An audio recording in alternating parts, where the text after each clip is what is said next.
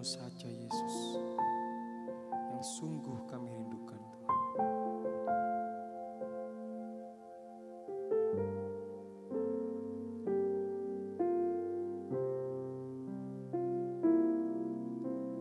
Di hadirat-Mu, tempat yang ku rindukan, nafas hidupku dan sumber kekuatan. Di sana Kau nyatakan isi hati dan rindumu, sehingga ku mengerti berharganya hidupku. Hadirat-Mu yang membawaku terima semua janji-Mu, mengubah hidupku menjadi indah. Hadirat-Mu yang menguatkan aku di dalam pengharapan. Yesus, untuk selamanya hiduplah dalamku. Di hadirat-Mu, tempat yang ku rindukan, nafas hidupku dan sumber kekuatan. Di sana Kau nyatakan isi hati dan rindumu, sehingga ku mengerti berharganya hidupku.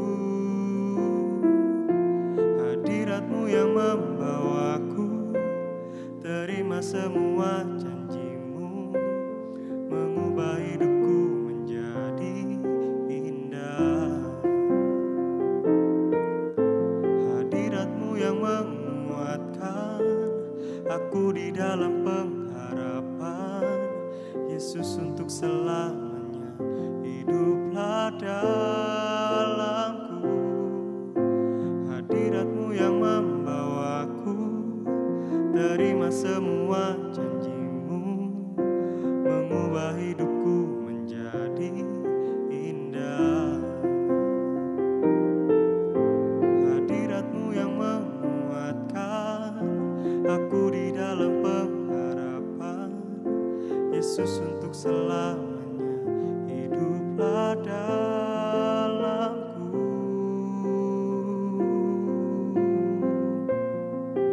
Di hadirat-Mu, tempat yang ku rindukan, tempat yang menguatkan, tempat yang menenangkan. Yesus, hanya dalam hadirat-Mu ku rasakan aman, Tuhan. Yesus, ku mau selalu berada di hadirat-Mu, Tuhan. Yesus,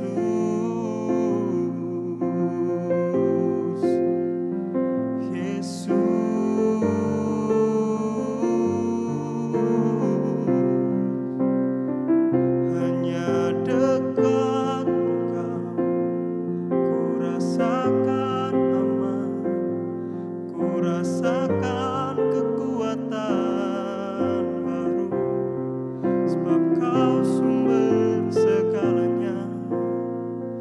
Yesus Tuhan, Yesus Tuhan, haleluya,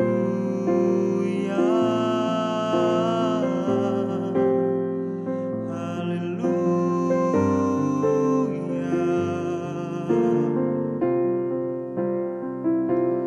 Yesus Tuhan,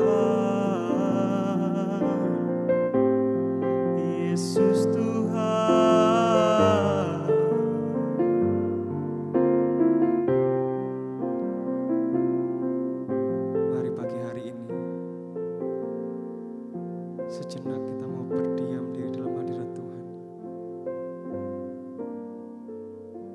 Biar Tuhan yang memulihkan, biar Tuhan yang menyembuhkan, biar Tuhan menguatkan setiap kita.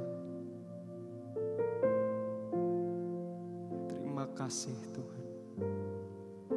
Kami rasakan begitu damai di hadirat-Mu Yesus.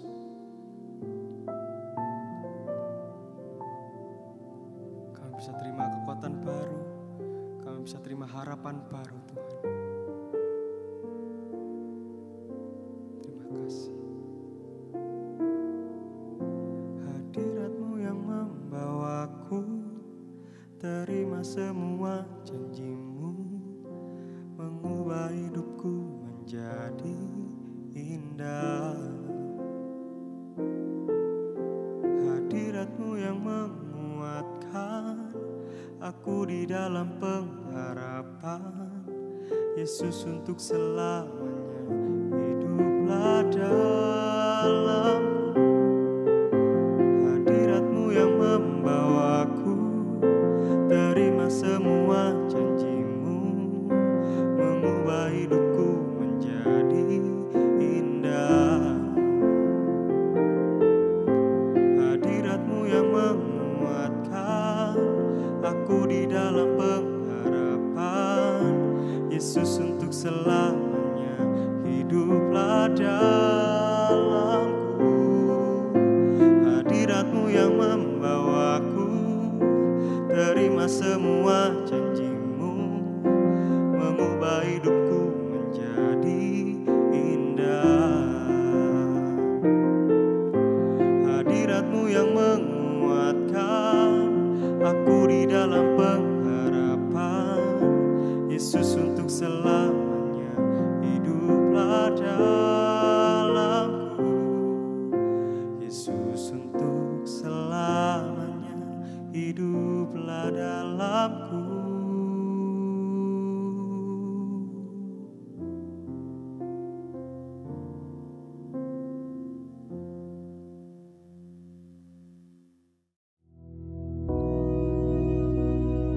Bapa kami yang di surga, dikuduskanlah nama-Mu, datanglah kerajaan-Mu, jadilah kehendak-Mu di bumi seperti di surga.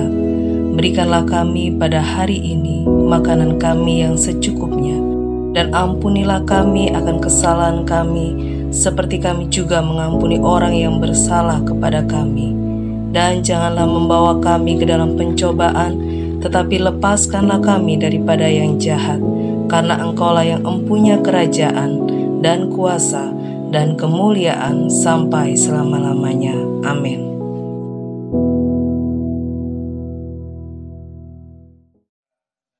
Shalom, selamat pagi Bapak Ibu Saudara yang dikasihi Tuhan. Ya, pagi hari ini kita akan sama-sama kembali belajar tentang kebenaran firman Tuhan. Hari kita lihat dalam Alkitab kita dalam 1 Yohanes 3 ayat yang ke-18. Begini bunyi firman Tuhan. Anak-anakku, marilah kita mengasihi bukan dengan perkataan atau dengan lidah, tetapi dengan perbuatan dan dalam kebenaran. Puji nama Tuhan. Sesuatu yang luar biasa yang boleh kita dengar melalui kebenaran firman Tuhan. Ada suatu himbauan, ada satu nasihat, ada satu pengingat buat kita. Khususnya kita anak-anak Tuhan yang percaya kepada Tuhan Yesus. Untuk kita mengasihi bukan hanya sekedar kata-kata. Nah, memang kalau kita sama-sama renungkan, tindakan kasih itu sesuatu yang luar biasa. Setiap pribadi kita ingin dikasihi gitu ya. Kita merasa nyaman, merasa sukacita ketika ada orang-orang atau orang-orang di sekitar kita, keluarga kita, teman kita, siapapun itu mengasihi kita. Nah, perlu diingat bahwa kasih itu bukan sekedar kata-kata. Kalau cuma sekedar kata-kata aku mengasihi engkau gitu, mungkin kedengarannya memang sesuatu yang baik. Tetapi kalau hanya kata-kata, maka itu belum terbukti. Justru ketika kita merespon ada orang yang mengatakan aku mengasihi engkau dan saudara tidak menerima kasih itu, tidak ada tindakan nyata dari orang yang mengatakan itu kepada saudara, saudara akan menjadi heran, saudara akan mungkin menjadi marah, benci dan sebagainya. Kenapa? Karena saudara merasa tertipu. Orang ini mengatakan mengasihi aku tapi ternyata gak ngapa-ngapain. Ternyata cuma ngomong doang. Dan ini bisa membuat kita kecewa. Banyak dari kita mungkin mau sadar atau enggak ya, kita ini sering terjebak dalam hal-hal yang seperti ini. Kita mungkin punya kasih tapi hanya sekedar pengetahuan aja, sebatas kata-kata saja. Atau mungkin kita terbiasa melihat orang mengatakan kata-kata yang baik dan kita merasa, wah kok bagus ya kata-kata itu, dan kita praktekkan, tapi prakteknya aja cuma kata-kata gitu ya. Misalnya, saudara punya pengalaman seperti tadi, ada orang yang mengatakan sesuatu yang mengasihi saudara, dan saudara merasa nyaman, saudara merasa tersanjung dan sebagainya mungkin. Nyaman dengan hal-hal yang dikatakan oleh orang tersebut. Saudara mulai praktekkan hal itu kepada orang lain. Cuman sebatas kata juga. Sehingga orang yang mendengar itu juga mungkin merasakan hal yang sama, nyaman. Tapi saudara tidak pernah berpikir bahwa itu dipakai oleh orang tersebut yang menerima kata-kata itu. Mereka menunggu buktinya. Mereka menunggu tindak lanjutnya dari apa yang kita katakan gitu. Ya satu contoh mungkin kalau Bapak Ibu Saudara yang punya pengalaman dulu punya pacar yang sekarang jadi istrinya gitu ya. Punya kekasih. Saudara pernah menyatakan rasa kasih sayang saudara kepada pasangan saudara. Mungkin pasangan saudara itu merasa senang gitu ya, merasa nyaman. Tetapi tidak hanya berhenti sampai di situ. Mereka butuh bukti dari apa yang saudara katakan. Dari apa yang dikatakan oleh kekasihnya, begitu. Nah, ketika kita mengatakan aku sayang sama kamu, aku mengasihi kamu, itu akan terbukti bagaimana kasih kita.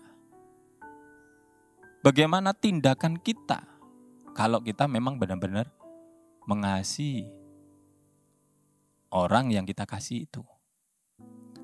Nah, seringkali kita terjebak dalam hanya sekedar kata-kata. Dan itu sesuatu yang menyakitkan.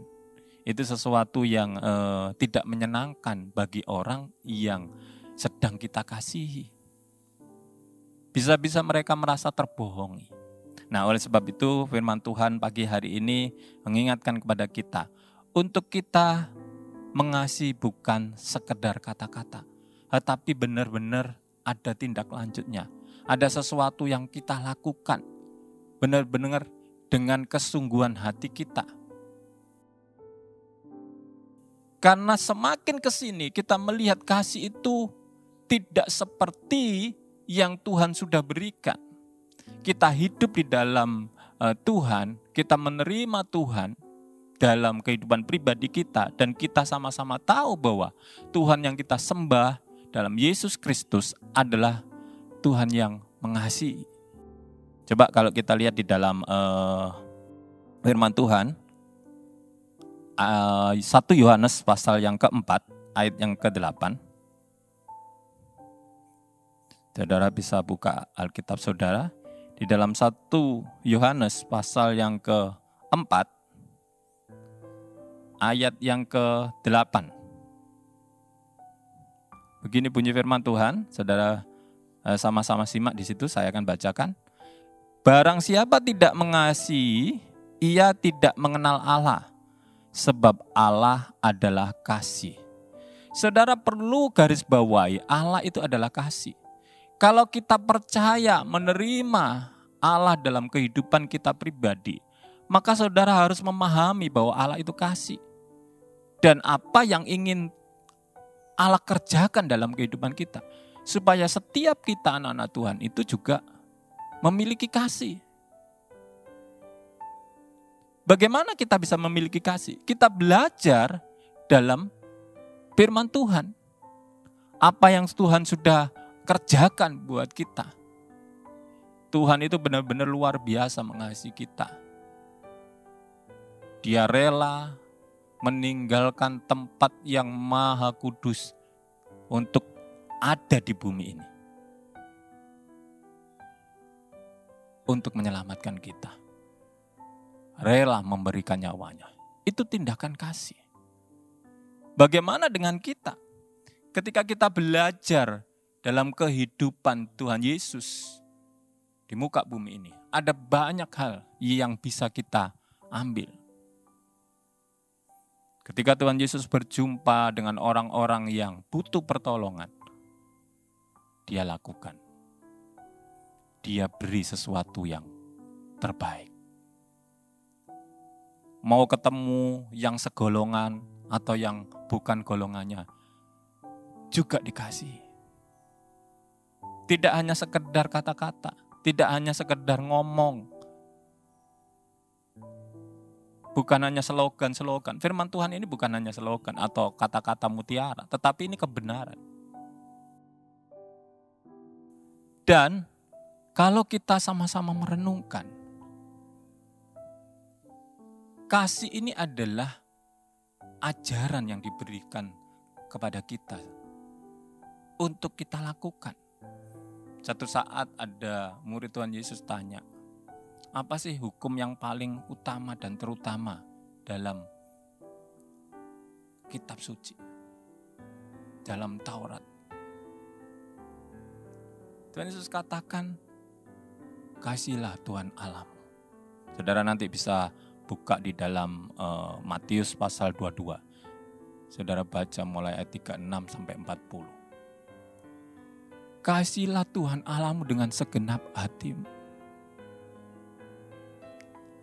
Saudara, mari kita sama-sama lakukan.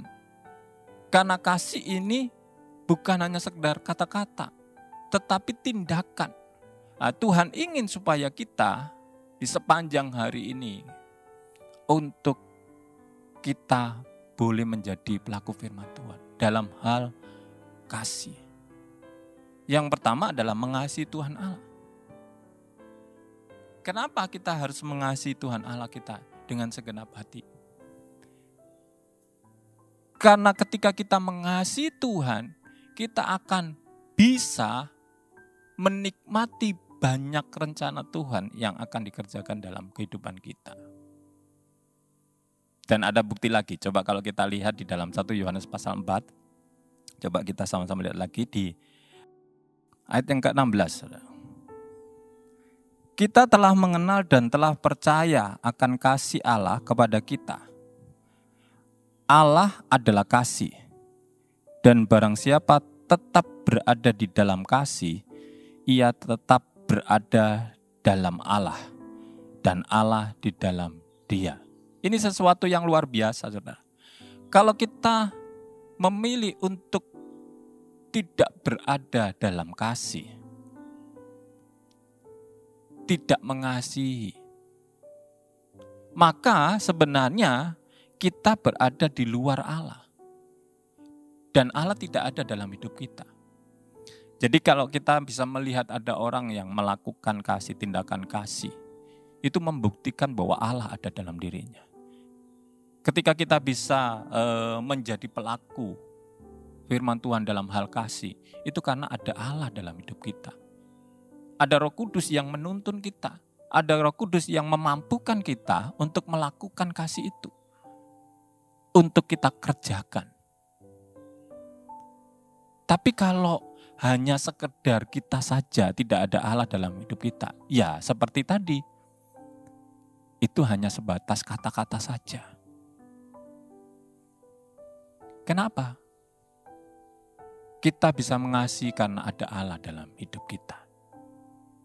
Saudara harus mengerti ini. Kalau saudara bisa melakukan tindakan kasih, itu bukan karena kita, tapi karena Allah. Yang kedua, kalau kita kembali kepada 1 Yohanes pasal yang ketiga ayat yang ke-18 tadi, dikatakan di situ, marilah kita mengasihi bukan dengan perkataan atau dengan lidah, tetapi dengan perbuatan dan dalam kebenaran.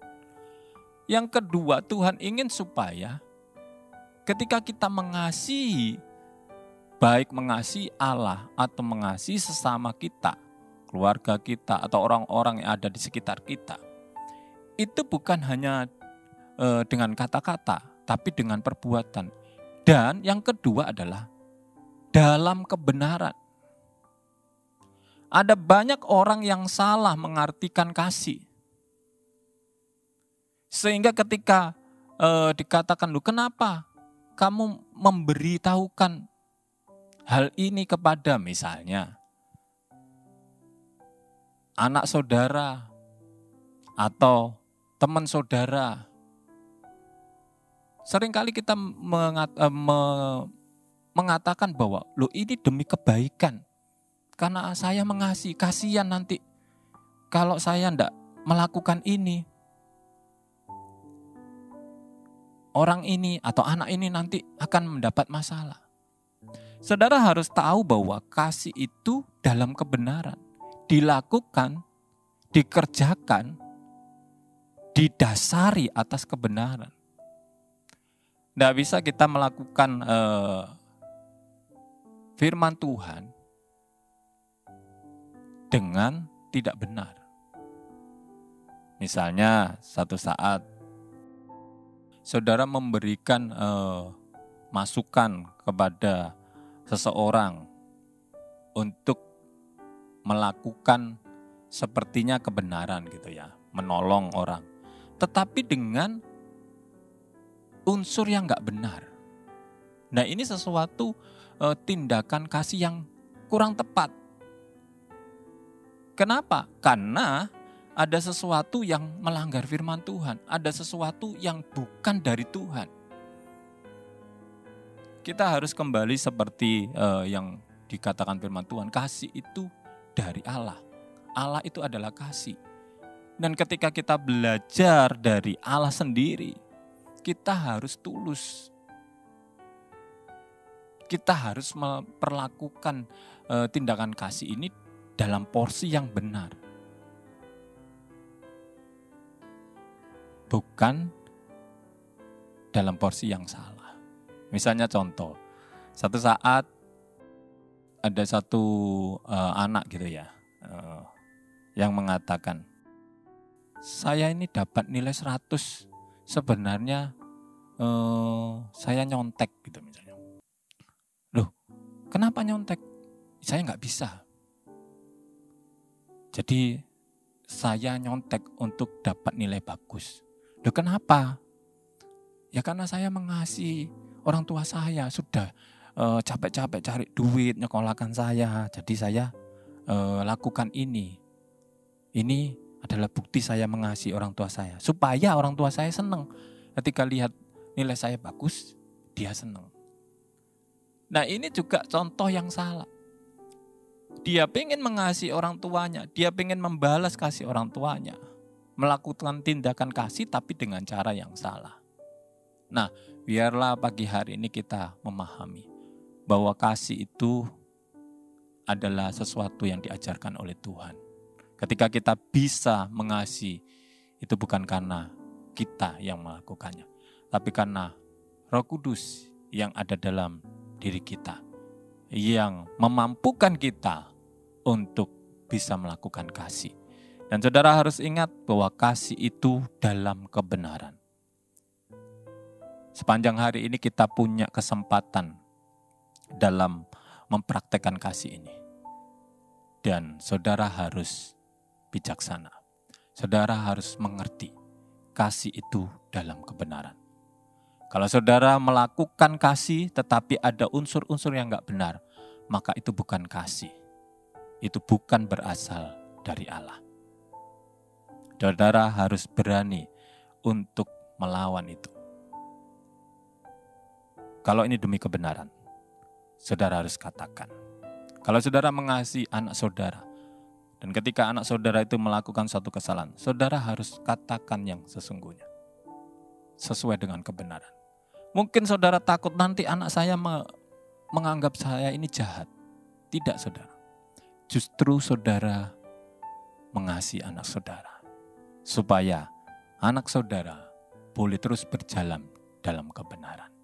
Biar sepanjang hari ini apa yang menjadi aktivitas saudara, hal-hal yang saudara akan temui, alami, lakukan dengan kasih, dan dasari dengan kebenaran firman Tuhan. Sehingga kita juga boleh menikmati berkat Tuhan. Amin. Puji nama Tuhan. Mari kita sama-sama berdoa. Terima kasih Tuhan, terima kasih sepanjang hari ini. Biar kami boleh menjadi pelaku-pelaku firman-Mu. Kami hidup dalam kasih-Mu. Dan Engkau dalam hidup kami Tuhan. Sehingga apa yang kami lakukan di sepanjang hari ini Tuhan, semuanya boleh menyukakan hati Engkau. Memperkenan hati-Mu, dan kami boleh menjadi berkat bagi banyak orang. Terima kasih Tuhan. Dalam nama Tuhan Yesus kami mengucap syukur. Haleluya.